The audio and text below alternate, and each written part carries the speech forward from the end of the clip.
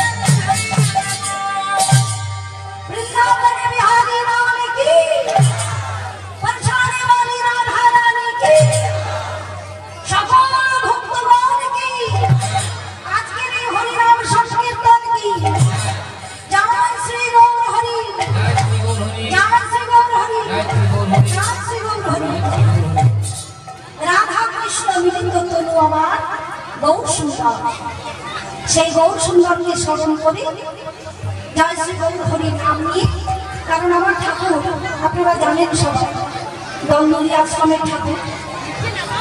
সেই ঠাকুরের আদেশ আমি যেখানেই যাই না কেন, আমি শুধু নয় আপনারা যত ভক্তগণ এখানে এসেছে সকলের কাছে প্রার্থনা সকাল সন্ধে এই নাম নিয়ে আপনারা যদি জীবন চলার পথে জীবনে চলার পথে এই নাম করতে পারেন, জীবনের সকল সমস্যার সমাধান হয়।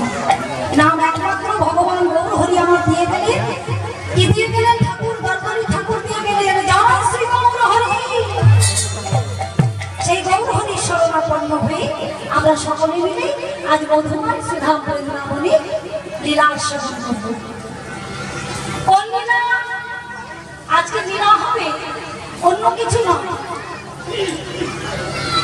হবার কথা ছিল আজকে রাসলীলা, কিন্তু ভক্তগণের ইচ্ছা মতো কমিটির ইচ্ছা মতো আজকে আমরা একটু অন্য লীলা থেকে শেষে রাধা গোবিন্দকে ঘুম পাড়াবো। লীলাটা অন্য কিছু নয়, রাধে রাধে লীলাটা অন্য কিছু নয়। আজকে ভক্তদের কাছে পেয়েছি, বড় সৌভাগ্য আমার। এই নিয়ে বোধহয় 3 বার এখানে আমি এলাম, তাই তো বাবা? 3 বার। এই নিয়ে আমি 3 বার এখানে এলাম, অনেক ছোট থেকে এখানে এসেছি। আপনাদের এই মাটিতে আমার খুব ভালোবাসা জড়িয়ে আছে, তাই তো আপনাদের চরণের কৃপা, আপনাদের আশীর্বাদে আবার ফিরে এসেছি। তা আপনাদের কাছে, আপনাদের মতো ভক্তদের কাছে যখন আসতে পেরেছি, তখন আমার মনে একটা ভক্তির লীলা গাইবে আমার মনে আশা হয়েছে। আর যে ভক্তের কথা আমি আপনাদের কাছে বলবো, শুধু ভক্ত বললে ভুল হবে, যিনি ছিলেন ভগবানের প্রিয় বন্ধু। শুধু ভক্ত নয়, যিনি ছিলেন ভগবানের প্রিয় বন্ধু। তা বন্ধু তো আমাদের সবার থাকে, কি বাবা? তাই তো আমার বন্ধু আছে, আপনাদের বন্ধু আছে। খুঁজে দেখলে এখানে আমি অনেকদিন আগে এসেছি, এখানেও 2-4টে বন্ধু আমার বেরিয়ে যাবে, কিন্তু ভগবানের বন্ধু কজন? ও বাবা, ভগবানের বন্ধু কজন? আপনারা অনেকেই প্রশ্নের উত্তরে একটাই কথা বলবেন, কেন দাদুর সখা? কি মা? ভগবানের বন্ধু হলো দাদুর সখা, মানে 12টি সখা, 12টি বন্ধু। শাস্ত্র বলছে ভগবানের মোট বন্ধুর সংখ্যা হলো 24 জন সখা, আর 12 জন প্রধান সখা আর 12 জন উপপ্রধান। 12 জন প্রধান সখা থেকে শ্রীরাম, সুদাম, রাম, বসুদাম, সুবল, মহাবল, সুবাহু, বহুবাহু, স্তবকৃষ্ণ, অর্জুন, লবঙ্গ, মধু। এরা ছিল প্রাণের সখা, ভগবানের একেবারে খুব আপন সখা। আর 12 জন উপপ্রধান, একে ফলার্থ, পরোর্থ, বন্ধর্ব, কিঙ্কিনী, অংশমান, ভদ্রশীল, সদাসত্য, বিলাসী, কপিল, বরুদ্ধ, উজ্জ্বল, কুণ্ডলী। এই হলো 12 আর 12 24। তা ভগবানের 24 জন বন্ধু, আর ভগবান আমাদের এই দেহটা করে দিয়েছেন 24টা তত্ত্ব দিয়ে। ভগবান 24টা তত্ত্ব দিয়ে গড়া আমাদের দেহটা। কি কি? খিতি, হম, তেজ, গরুদ, গো, চক্ষু, পাদুয়া, নাসিকা, জিহ্বার, বাক, বাক, পানি, পা, বায়ু, উপস্থ, রূপ, রস, গন্ধ, শব্দ, স্পর্শ, মন, বুদ্ধি, চিত্ত, অহংকার। এই 24টা তত্ত্ব দিয়ে আমাদের দেহটা গড়া। তা মাগো, যতক্ষণ সখারা, ওই সখাদের সঙ্গে ভগবান থাকতেন গোষ্ঠে গোচারণে, ততক্ষণ চলত সখাদের খেলা। আর আমাদের এই 24 তত্ত্বের দেহটাতে যতক্ষণ ভগবান আত্মারূপে রয়েছে, ততক্ষণ চলছে আমাদের খেলা। ততক্ষণ আমাদের খেলা। যেই আমার আত্মারা এই খাঁচা ছেড়ে বেরিয়ে চলে যাবে, অমনি আমাদের আর কোনো দাম থাকবে না।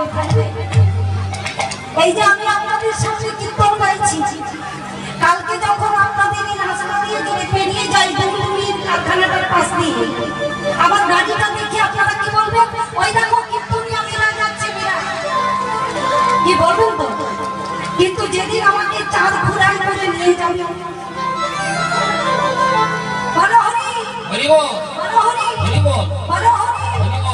আর মীরা বলবেন না মা, কি বলবেন? ওই দেখো মরা যাচ্ছে, মরা।